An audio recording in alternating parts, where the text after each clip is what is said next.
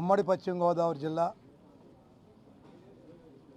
నుండి 46 మండలాలకు సంబంధించి ప్రతి మండలాల్లో ఉన్నటువంటి కాపు ప్రముఖులు అందరూ కూడా ఇవాళ అంబటి రాంబాబు గారిని పరామర్శించడం కోసం ఇక్కడ రావడం జరిగింది.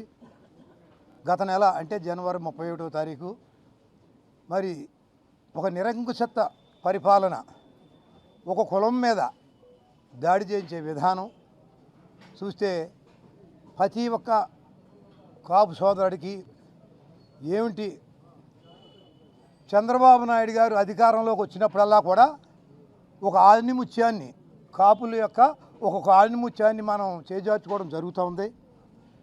ఉదాహరణగా చెప్పాలంటే వంగవీటి మోహన్ రంగా గారి సమయం నుంచి ఆ రోజున తెలుగుదేశం అధికారంలో ఉండి నిరాహార దీక్ష, ప్రాణభిక్ష పెట్టమని నిరాహార దీక్ష చేస్తున్నటువంటి వంగవీటి మోహన్ రంగా గారిని ఏ విధంగా మరి కిరాతకంగా చంపడం జరిగింది.